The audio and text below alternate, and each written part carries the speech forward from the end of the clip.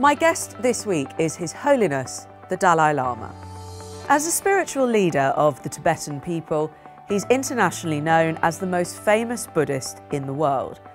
But he describes himself simply as a monk. Born in 1935, he began monastic education at the age of 6. In 1959, he was forced into exile in India after the suppression of the Tibetans by Chinese troops. A lifelong advocate for peace, he's been awarded the Nobel Peace Prize for his efforts. As he reaches the end of his time as Dalai Lama, does he have any regrets?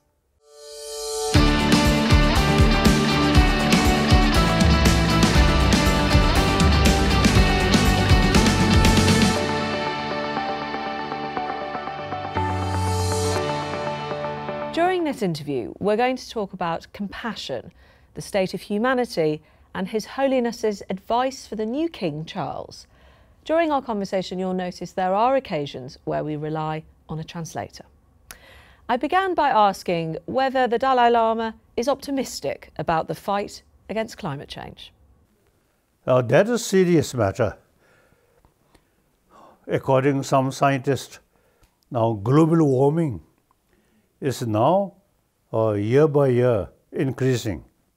According to my own experience, when I was in Lhasa, when I was young, and those high mountain around Lhasa, during winter, lot of snow. That even in my own lifetime, year by year, less and less and less. So therefore, global warming is something reality and something very important. So that's beyond our control. I think nuclear weapon can destroy other country, but nuclear weapon cannot bring more reasonable ecology. So therefore, now global warming, that is a very serious matter. According Buddhist sort of thinking, several occasions I visit Ladakh, and previously Ladakh lay that area really very dry, desert. Now people pay more attention,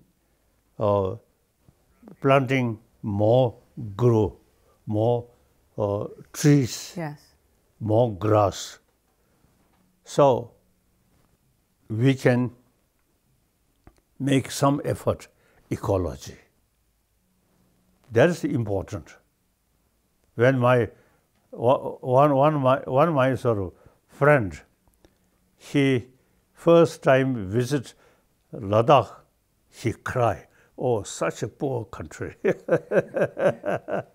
Now, Ladakh much greener, much better. So, one Indian, my friend, gave me one responsibility. That is, whenever you visit this Ladakh and this area, you should tell people importance of green thing. I carry that responsibility. Are you optimistic that we can do better at looking after the planet? Yes, now I think another few centuries, yes, we can take.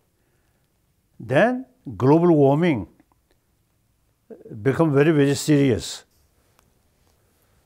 Then eventually world become one small, let's say, ball of fire.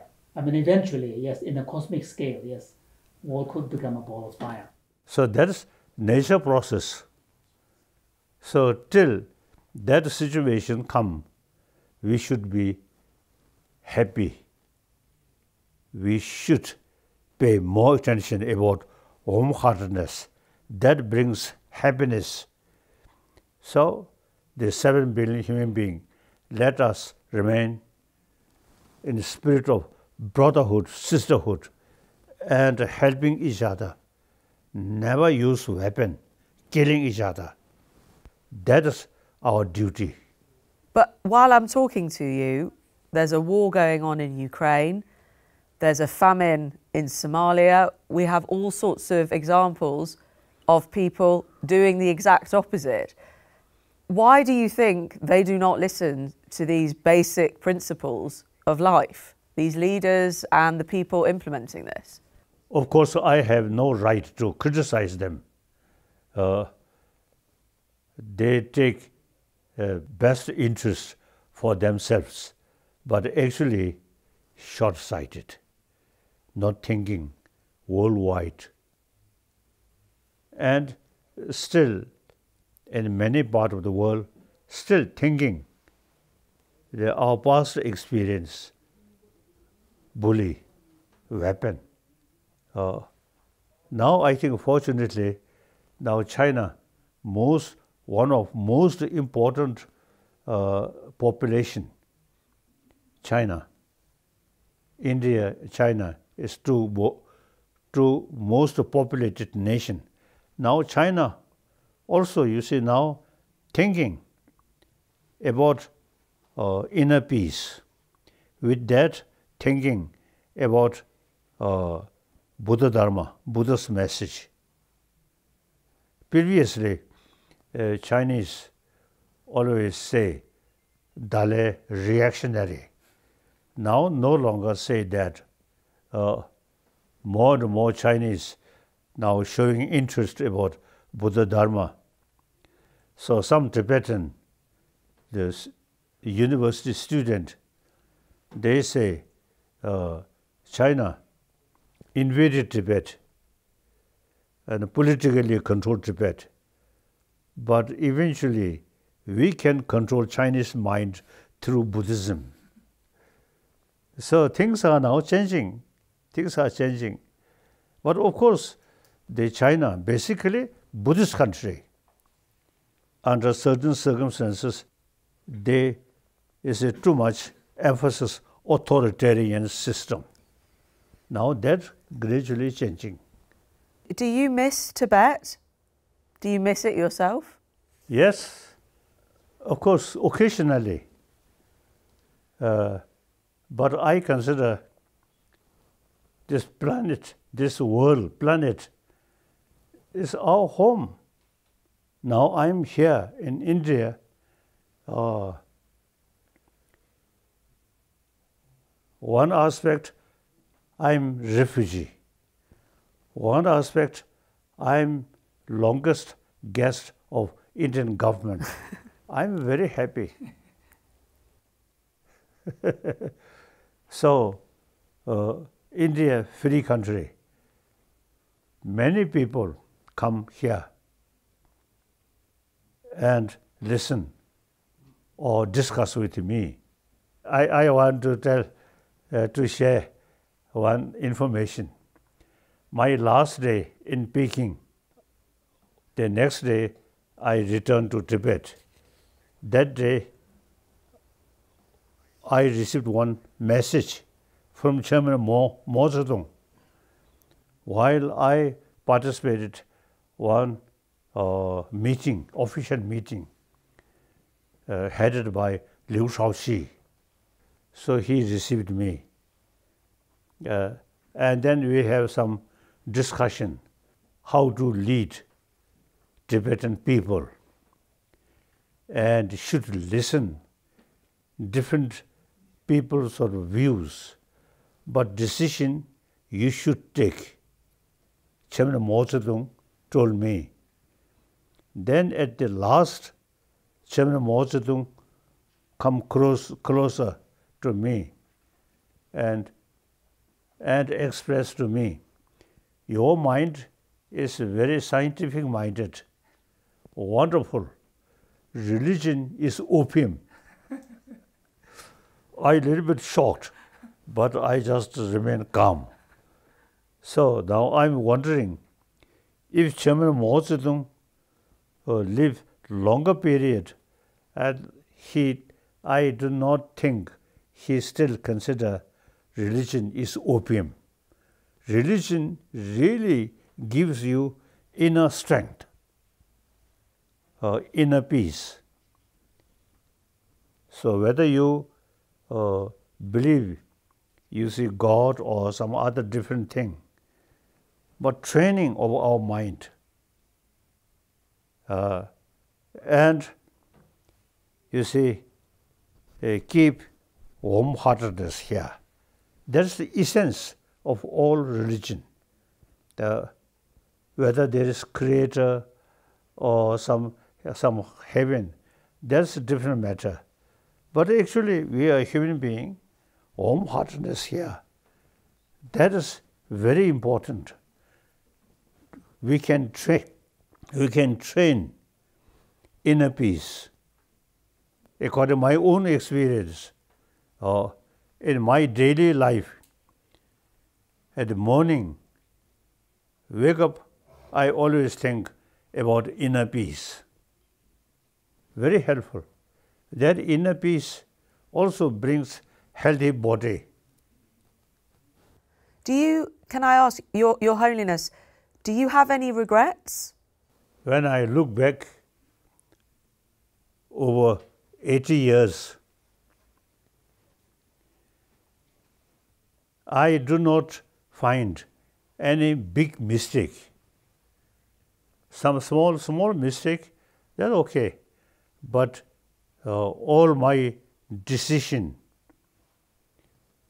last few decades all seems become very correct. And then also you see we have a certain sort of way to investigate certain deities. We have some unique sort of practice seeking help from certain deity and investigate. That also, you see, for me, last few decades, very, very helpful.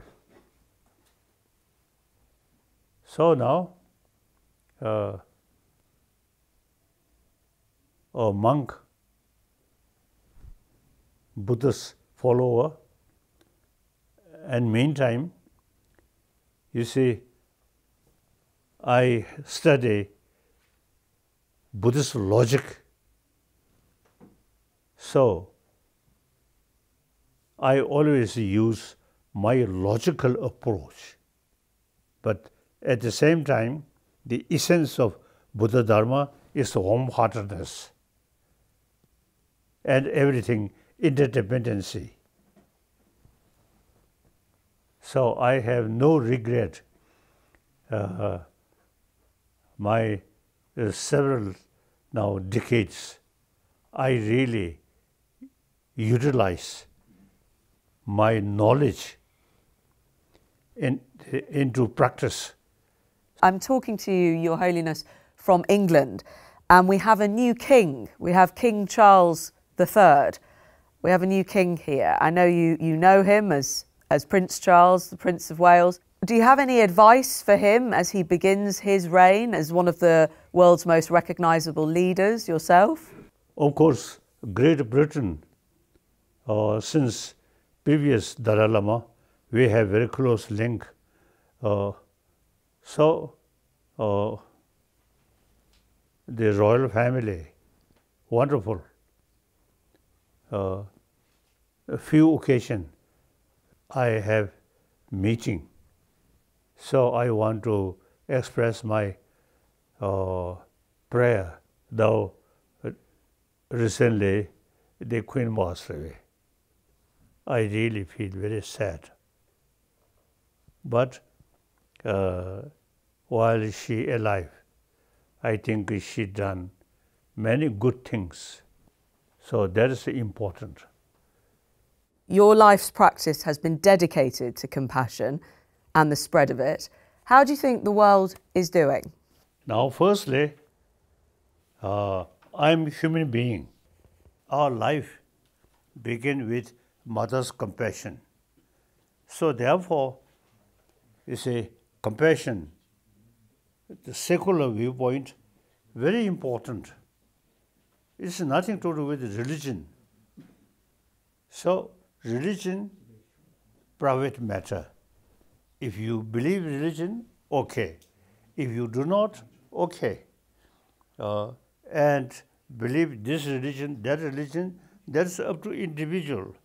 But what we really want is warm-heartedness. This very century, First World War, Second World War, even everyone prepare for Third World War.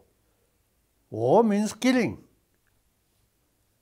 Just the opposite of compassion.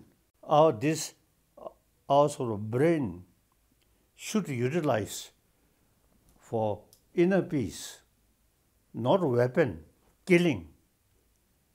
So we can, through that way, we can really develop peaceful world. Yes.